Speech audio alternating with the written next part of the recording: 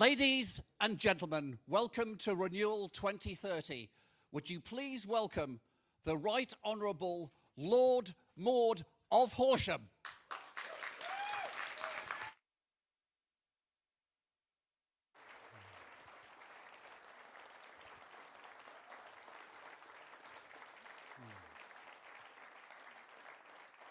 Well,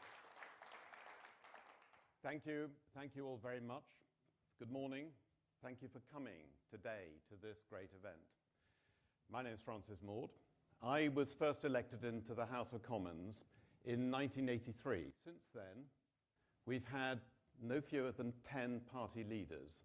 I've worked with most of them, and I've been able to see pretty close up how the job's changed over that time. It's got a lot tougher over that time. The demands have multiplied, even if it's only because the technical accomplishments you need as leader, in a world where there's no longer anywhere for a leader to hide, it's just got harder. And for our next leader, the next Conservative Party leader, it's going to be a really tough gig. Because let's face it, July, that election was emphatically an election the Conservatives lost. Labour didn't positively win it. It was an election we lost. So the new leader's task will not just be to lead an effective, responsible opposition. That's going to be important, obviously. With a powerful campaigning machine, that's crucial. But crucially, patiently, painfully, the hardest task is going to be to rebuild the party to be a credible and electable alternative government. And that won't happen spontaneously. It has to come from the top, from the leader. So what qualities does that leader need to make that work? Well, there are some things that are givens: brains, courage, competence. These are essential. Proven skills in the House of Commons. On the media, the ability to campaign, the ability to engage in a normal way with normal people. That's pretty good too. But when you need to rebuild trust and recover credibility, there's no substitute for honesty, integrity, and consistency. Willing to listen, yes. Ready to take advice, of course. But not to change direction, to catch every passing wind, not to leap onto every passing bandwagon. That's the politics that people have come to despise. And let's face it, 2024, this was a much worse result for us than 1997. And it took us 4 leaders and 3 more elections to get us back into government. Back then, there was no certainty that the party would even survive, let alone recover. And the challenge today is even tougher than it was back then. We have one chance to halt the slide and to start this long climb back. And that starts with the leader we choose. We'll get a second chance. I met Kemi first nearly 20 years ago. Thanks, Connor, for introducing me. And this sparky young woman said she was passionate about politics. And she asked me what she should do. I said, stand for Parliament. And she did. And since then, she's shown she's got all of the qualities I've described. But there's a bit more than that. She's shown that she's a real star. She's got real star quality. And I can tell you this, Kemi's a one-off. Leaders like her, they come, if we're lucky, they come along once in a generation. And I can tell you this, we're really lucky to have her. And I'm really proud to support her. Thank you.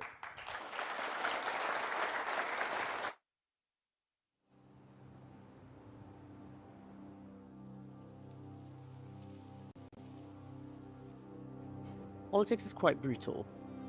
We had generally let the public down and let ourselves down. They were rightly telling us that it was time to leave. And to watch 2/3 of us just lose like that was extremely painful. Devastating. Frustration and anger. The worst defeat this party has seen.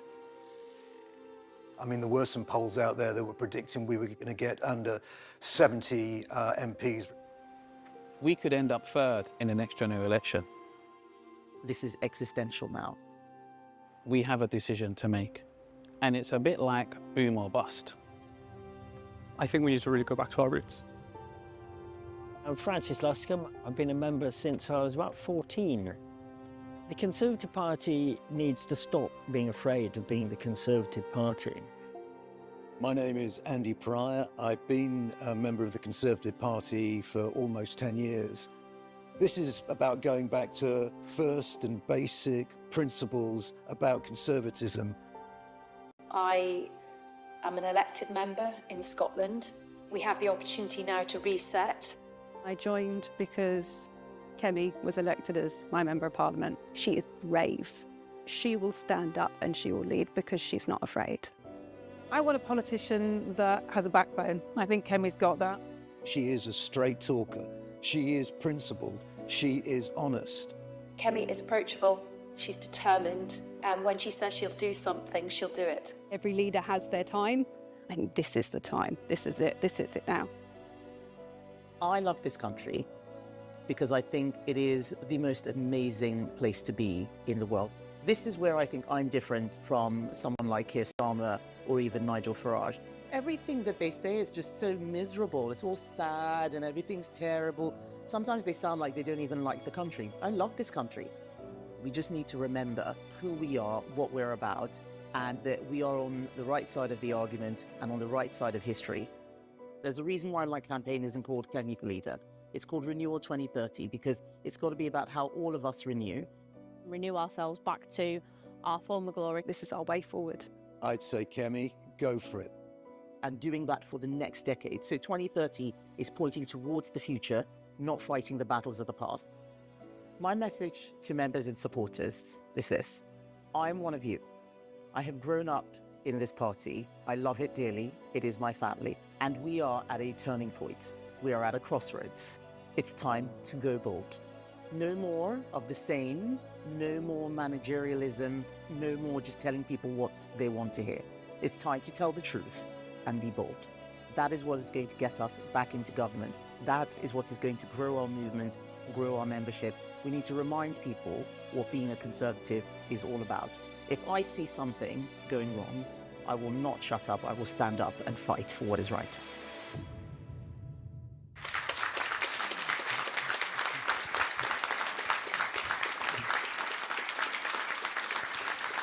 Ladies and gentlemen, please welcome the Right Honourable Claire Coutinho.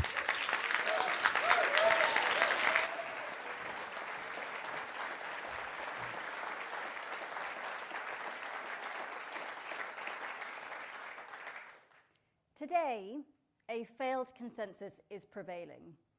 It tells us that our economy should be run by the state and that our freedoms should be removed by it. It tells us that our borders should be open, but when it comes to free speech, our mouths should be shut. So it's not enough for us Conservatives to preach to the converted. We need, once more, to create a new Conservative consensus based on our values.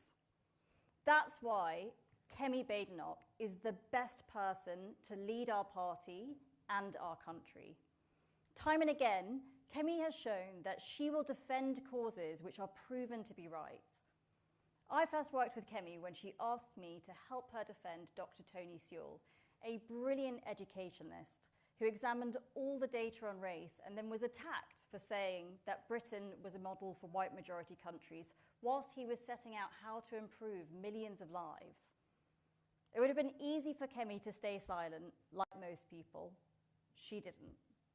When net zero legislation was rushed through Parliament, it would have been easy for Kemi to forego asking any questions like most people.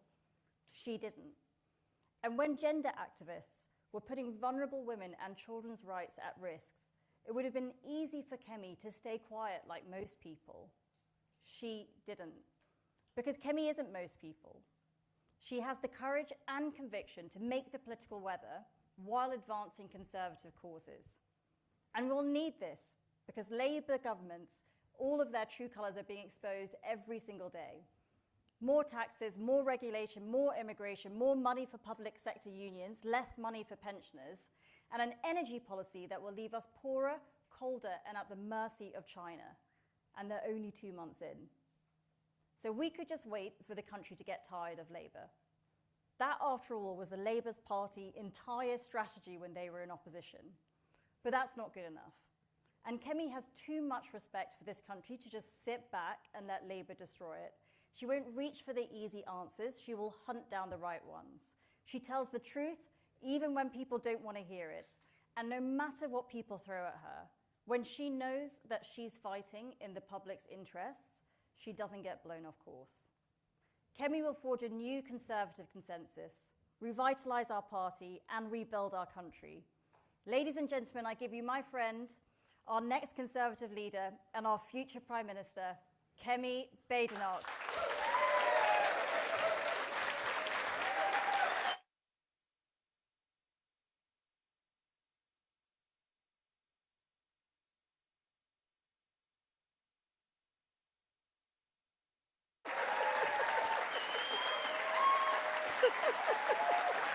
Thanks, everybody.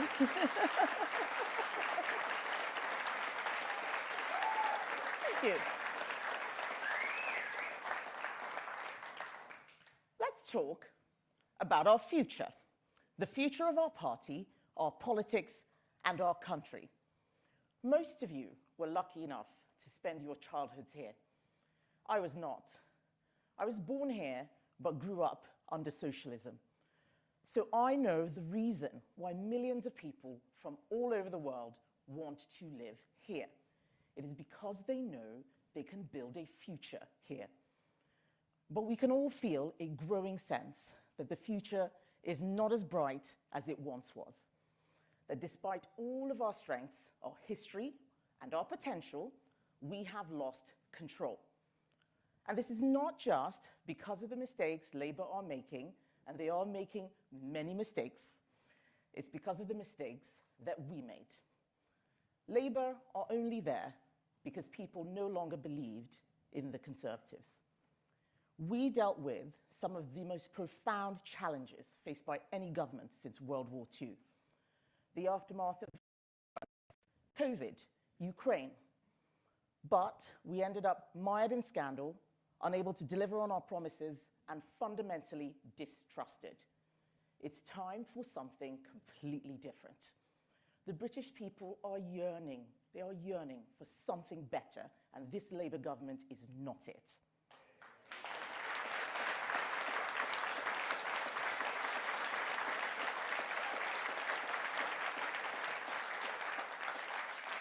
Labour have no ideas.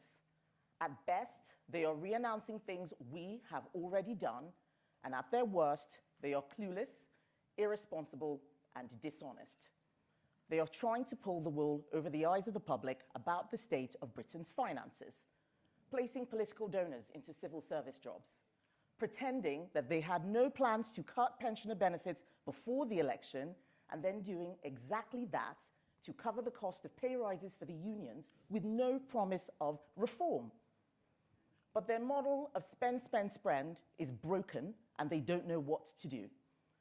And this will only lead to even more cynicism in politics. They are already making worse mistakes than we did.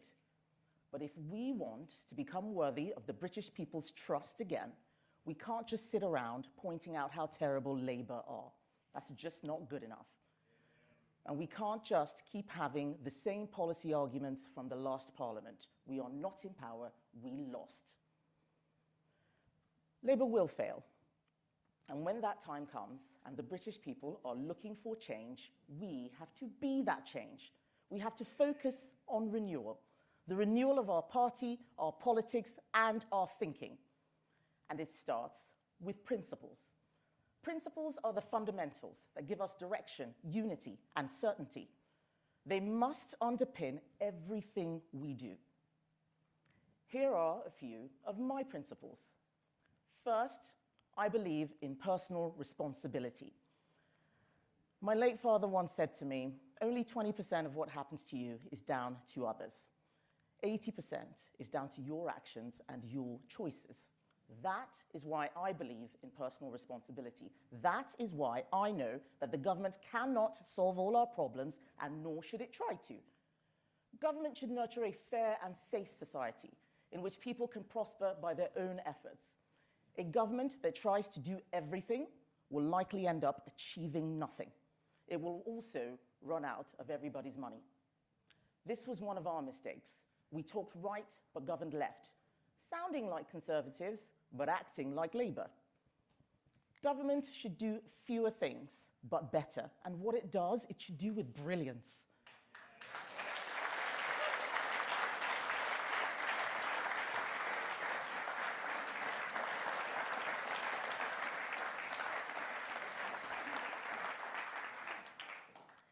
Second, I believe in citizenship. Citizenship is not just about having a passport. It is a commitment to a country and the people in it. A country belongs to its citizens.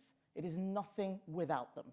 We cannot treat their needs or concerns as secondary or inconvenient or of a lower priority than anyone else's. People should not be made to feel guilty for questioning levels of immigration, legal or illegal, if it is changing the place they know and love.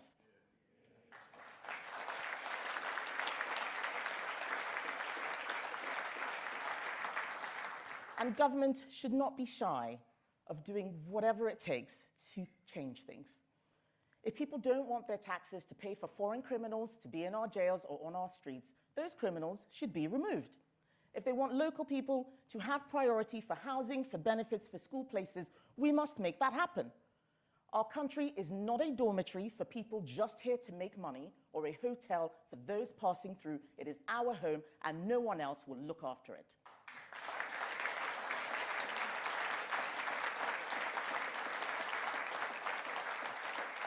Third, I believe in equality under the law.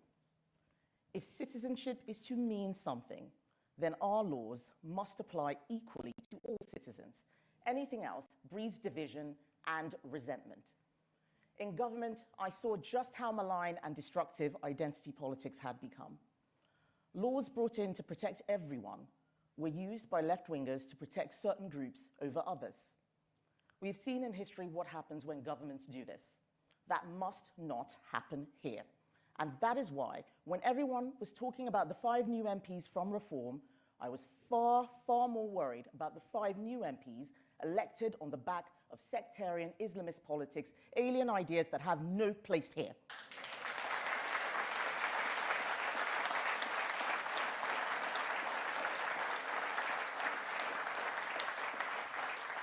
It's the sort of politics we need to defeat, and defeat quickly.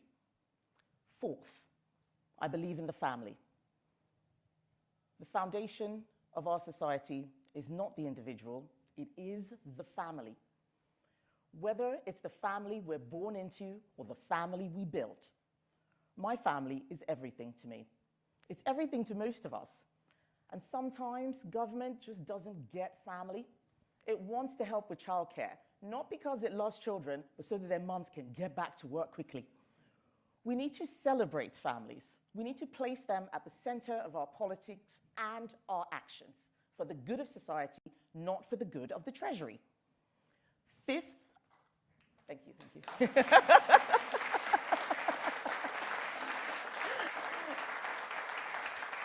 Fifth, and most importantly, I believe in truth. Truth is not relative. Those who know me best know that I don't do spin. I do charm, sometimes.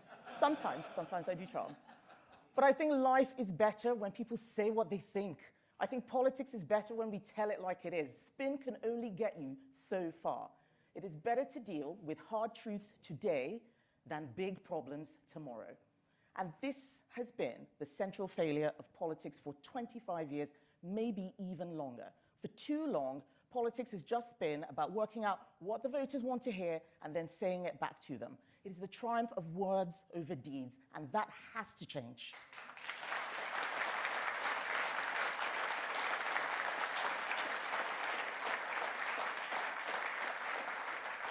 It has to change because principles only mean something if you turn them into action.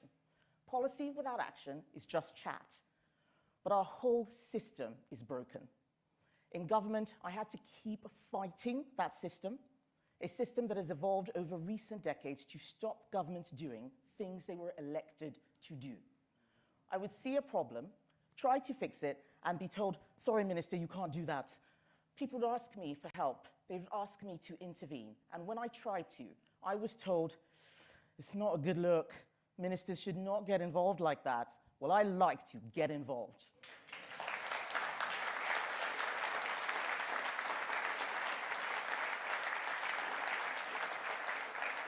It's time to make sure that governments can do what they're elected to do. Because if they cannot, then democracy does not mean anything. We need to reboot, reset, and rewire. Rewire the way that government works so that it can serve the public. Nothing is more important, and that is why we are here at the Institute of Engineering and Technology. Right now, this country desperately needs an engineer.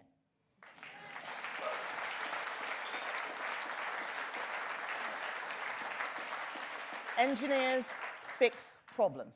We do tough stuff. Getting my engineering degree was much harder than running for the leadership of the Conservative Party. But it gave me a whole new way of looking at the world. Engineers are realists. We see the world as it truly is, but we can also dream, and we can plot a path from idea to reality. We don't make things better just by using words. There is little room for error in what we do. When I worked in banking, if my code broke, people would lose their money. If engineers build a plane badly, it crashes.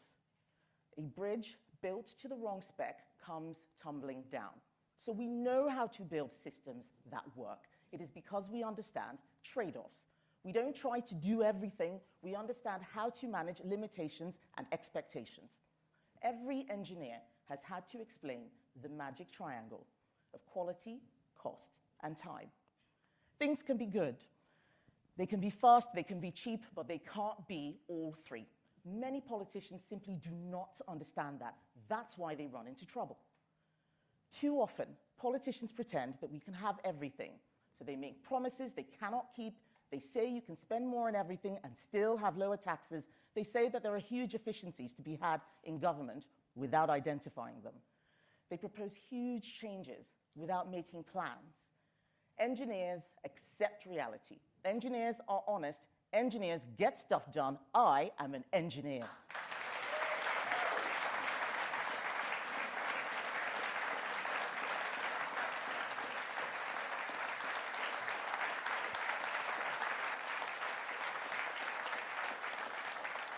I want to help us rebuild the party, rewire the state, reboot the economy, revive our country and make it go places. And we need to do this because the challenges of the next decade are going to be even bigger than what has come before.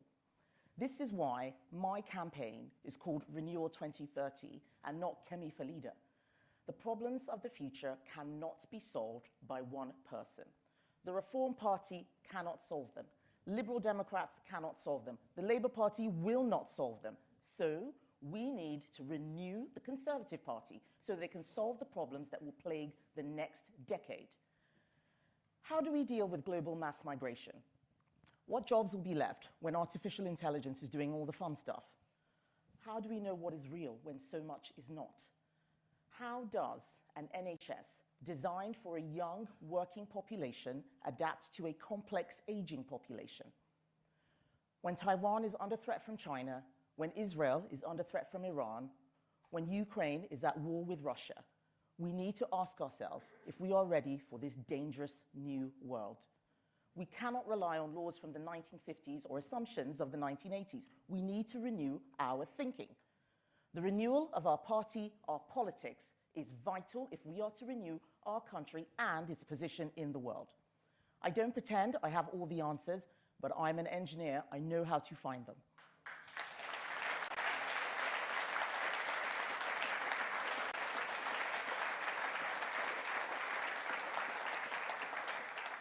So let's use this time in opposition wisely.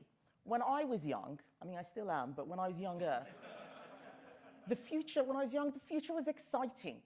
I hate the fact that young people no longer find it so. For the future to mean anything, it must mean something to the young. The Conservatives used to have a vision and an offer for the young. We use the words growth and opportunity and enterprise, but what do we really mean?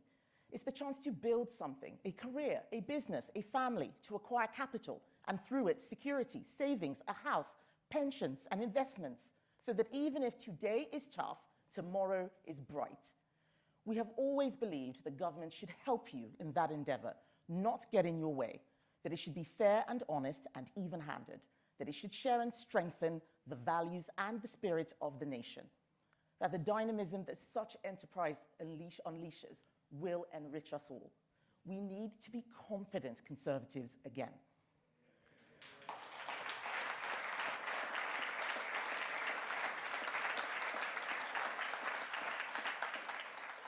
We need to be confident Conservatives again because our party has principles, the very best principles. They are the principles of the British people, the principles not of the centre ground, but of the common ground. They are the source of our country's strength, its heritage, and its future. With the right engineering, there is no limit to what we can do. So it is time. It is time to begin this work. It is time to give new hope. It is time to renew.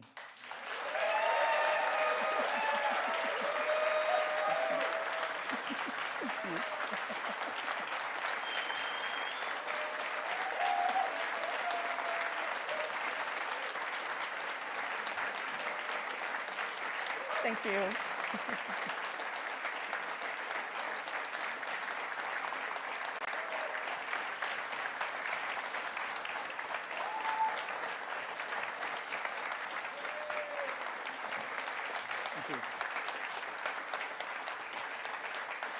Thank you, everybody. I will now take questions from the media. I can tell they're sitting over there because they didn't stand up when everybody else was. Yeah, so first, there's some here. Thank you. So first question is Chris Mason from the BBC. Chris? Oh, hi. You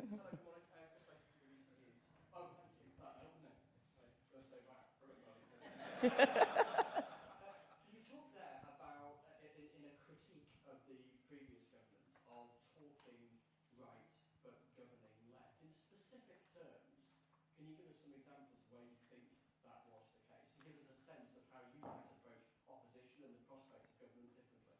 Thank you. It's a great question.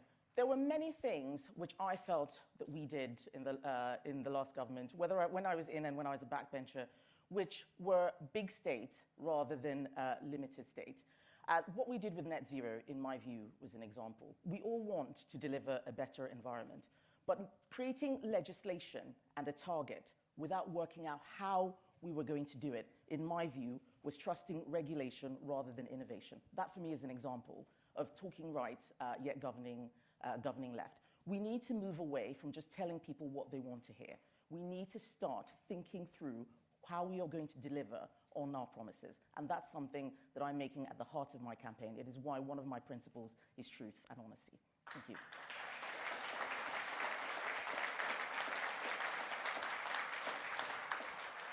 Next, we have Carl Dinnan from ITV. Thank you very much. I'm curious about your campaign name. The next general election has to be held by mid-2029. Have you already written it off? No, not at all. Because it's not just about the next general election. Quite often, we talk about winning without talking about what we are winning for. My campaign name is... Thank you. It's not just about the general election. It's not just about the party. It is about the whole country. I remember in 2019, we just won an 80-seat majority. And I thought we were going to have the roaring 20s. I was turning 40, I'd been planning this big party, and before you knew it, it was COVID, we'd lost the government, prime ministers have changed, and now we're having a Labour government, and it's just 2024. And we are not going to be in government unless something very significant happens for the rest of this decade. You're right, an election is likely to be 2029, it could be earlier. But it's about the 2030s now. What does that future decade look like? In engineering, you don't start planning for things after they arrive. You think ahead, and we need to start thinking 10, 15 years' time, not just about the immediate parliamentary cycle that we're in. Thank you.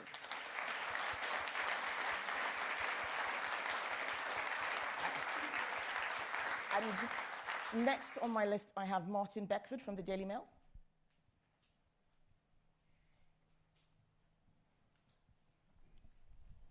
Thank you. Almost every profile of you describes you as combative or confrontational, divisive, whatever. What do you say to people who say that that approach would make it difficult for you to lead the party effectively? I would say to them that I am combative on behalf of my party, not with my party. Many of you who have seen me being confrontational at the dispatch box will see that it is when Labour is attacking Conservatives. I think it is important to defend my values. And I'm a very straightforward person. I'm very straight talking. Some people don't like directness. Some people don't like bluntness. But that is who I am. And that is how I will fight for our party and for our values if I am leader. Thank you.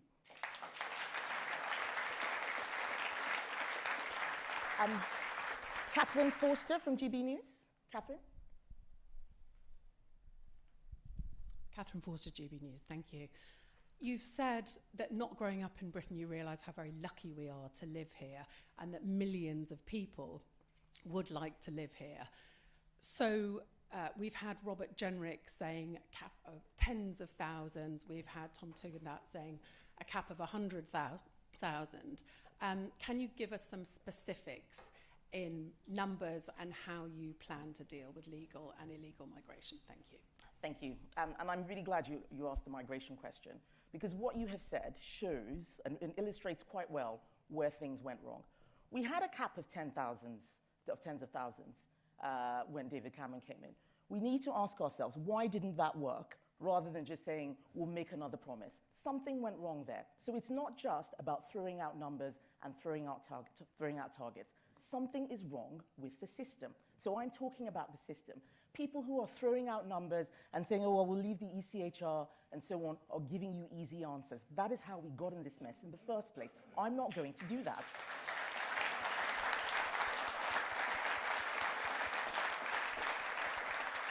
But Catherine, I don't want it to sound like I haven't thought about what to do. I have been thinking about it. And I think that the first thing starts with who we get to enforce our borders. Many of the people that we ask to enforce our borders are actually more interested in doing other things. They feel squeamish about it. They're not bad people, but it's not what they came in to do. You look at many of the officials that I met from the Home Office, for example, they'd come from refugee charities. They wanted to look after refugees and asylum seekers. We need to take a better look at how we recruit into the civil service and make sure that people are put in places and in jobs where their skills are going to be best used. That's the kind of thing I'm talking about. Change from the ground up, rewiring the whole system. Yes, some people think that we should leave the ECHR, but why is it that other countries that are in the ECHR are deporting 70, 80% of the people who come into their countries and we're not able to? Because clearly leaving the ECHR will not be enough. That's why I don't want to throw that promise out there. It's another thing that we would end up doing that doesn't actually solve the problem. We've got to look at the whole system. Thank you.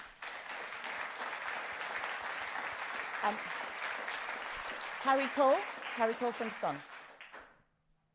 Thank you very much. Harry Cole from Sun. Some of your MP colleagues say quite openly that they're worried that you're more concerned about fighting culture war issues, picking fights with Doctor Who on Twitter, than the sort of bread and butter of opposition politics, the economy, law and order. What do you say to that accusation that you don't have time for the sort of hard work of the nitty-gritty of being leader of the opposition?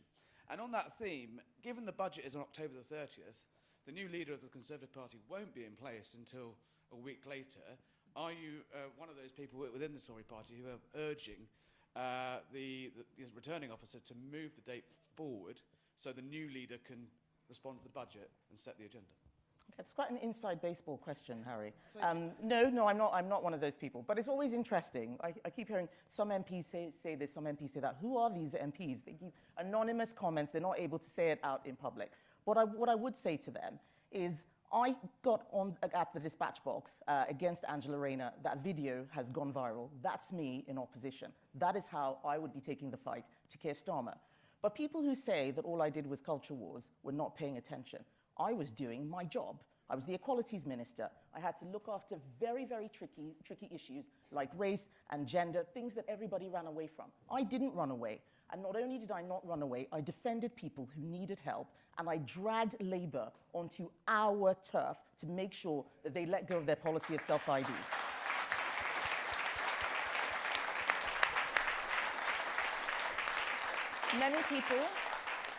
Many people will make promises about what they can and what they will do. I have a record that I can stand on. I was able to do things that many other people have not been able to do. And if I am leader of the opposition, people will see that Labour will start to move, because I will not let them get away scot-free with a lot of the nonsense that they've been doing now.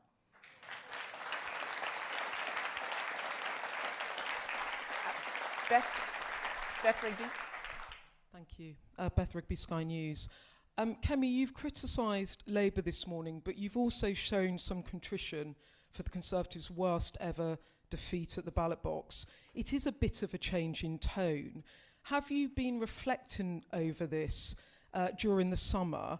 What's your diagnosis of how it went so wrong for your party? And do you accept that overturning Labour's 181 working majority will effectively be a two-term project, given, as Lord Maud said, you're in a worse spot than in 1997? Thank you. Thank you, Beth. I think that the reflective period for me started long before the election. You looked at those polls, you could see what was coming. But what was interesting was during the election, knocking on lots of doors and getting the feedback. People said all sorts of things. Some people said we were too left-wing. Some people said we were too right-wing. Other people said we were too centrist. Some people said we were always fighting with each other. Other people criticized me because I wasn't fighting enough. I should have resigned from the government, and so on. And what became clear was that people didn't know what we stood for anymore. There was a lot of drift. That, I think, is at the heart of why we lost. I think we ended up delivering a sort of managerialist politics that wasn't rooted in principles, it wasn't rooted in values, and it didn't communicate why it was doing what it was doing. We were on autopilot.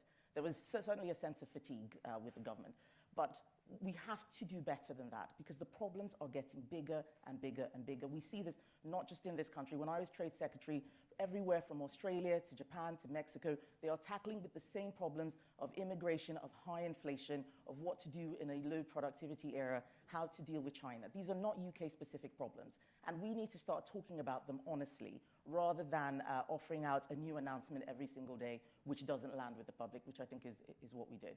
And on the point on whether it is a two-term job, that's what people said about Labour in 2019. So there is all to play for. Politics is very different now. We live in a different age, and I am ready for a 2029 election, and I think that that battle and that fight starts now. It starts with the May elections, and as we keep running up to the end of this decade, I think people will see with me a new, refreshed, renewed Conservative Party.